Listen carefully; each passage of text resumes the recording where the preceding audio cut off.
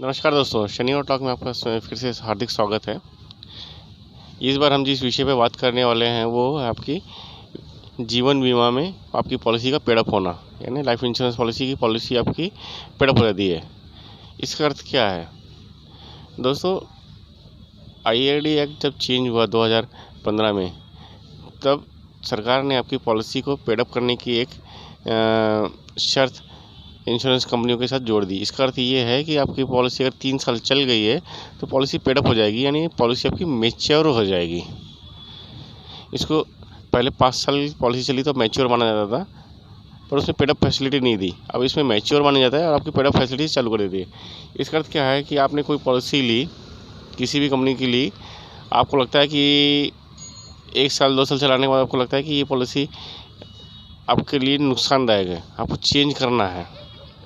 अगर आप उसको सरेंडर करते हैं तो आपको नुकसान होता है। तो क्या करें? पैसों को ऐसे ही हम छोड़ नहीं सकते। तो उसका सोल्यूशन ये है कि आपको ये पॉलिसी 3 साल पे कर दीजिए, आपकी पॉलिसी मैच्योर मानी जाएगी, पेडअप हो जाएगी।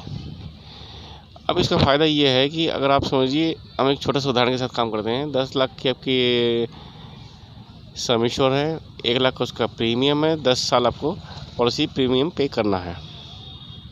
अब पेडअप हो गया, आपने 3 साल बाद अपनी पॉलिसी पे करना बंद कर दिया। ठीक है, पॉलिसी आपकी चलती रहेगी, जो बेनिफिट्स हैं, जो फीचर्स हैं, वैसे के वैसे ही रहेंगे। अंतर क्या आएगा? तो अंतर ये आएगा, आपका सम एश्योर जो 10 लाख का था वो कम हो जाएगा। हम इसको सीधा सीधा अगर पकड़ें तो ये 3 लाख के आसपास कुछ तो भी आपको ये पहुंच जाएगा। ये मैं आपको उदाहरण दे रहा हूँ, इसको आप उदाहरण के तौर पे देखिएगा। जब आप अपनी पॉलिसी का करेंगे तो आपको एग्जैक्ट वैल्यू समझ में आ जाएगी, या आप अपने सलाहकार से इस विषय पे बात कर लीजिए। 3 लाख आ गए तो आपकी पॉलिसी किस प्रकार की थी? आपकी पॉलिसी में गारंटीड प्लान था या बोनस डिक्लेयरिंग वाला प्लान था? ये आपकी उस हिसाब से आपकी पॉलिसी में जो भी एडिशंस आनी है, जो भी बोनस या गारंटीड एडिशंस आनी है, वो उसी हिसाब से रिड्यूस सम इंश्योर के हिसाब से आएगा। और आपकी पॉलिसी जब मैच्योर होनी है, समझिए आपकी पॉलिसी 10 साल प्रीमियम पे करने के बाद 15वें साल मैच्योर होनी है, आपकी पॉलिसी मैच्योर हो जाएगी और आपको जो पे आउट आना है वो उस हिसाब से आ जाएगा। तो इसमें आपको बेनिफिट क्या हुआ? आपको लगा कि मुझे नुकसान हो रहा है, प्रीमियम का ज़्यादा पे कर रहा हूँ, मुझे रिटर्न कम मिल रही है। आपने 3 साल पॉलिसी चलाई, आपको ATC का बेनिफिट मिल गया 3 साल पॉलिसी चलाने से। फर्स्ट। सेकंड थिंग, आपके 3 लाख बर्बाद नहीं हुए। आपने 3 लाख का ही सही, पर आपने जो सम इंश्योर आपको मिला, जो बीमा मिला, 15 साल के लिए आपके पास एक बीमा रहा।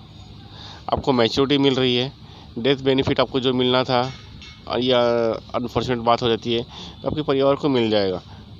तो दोस्तों, पॉलिसी सरेंडर करने के बजाय पॉलिसी को 1 प्रीमियम 2 प्रीमियम पे करने के बजाय इसको कम से कम 3 प्रीमियम पे कीजिए और अपनी पॉलिसी को पेडअप पोजीशन में लाके छोड़ दीजिए, जिससे आपको रिड्यूस बेनिफिट ही सही और आपको मिलता रहेगा। और आपको होने वाला जो नुकसान है, जो 100% नुकसान था, वो कम हो जाएगा। और आपको जो भी उन पैसों से करना है वो आप कर सकते हैं, या बेटर ऑप्शंस में आपको जाना चाहें आप जा सकते हैं।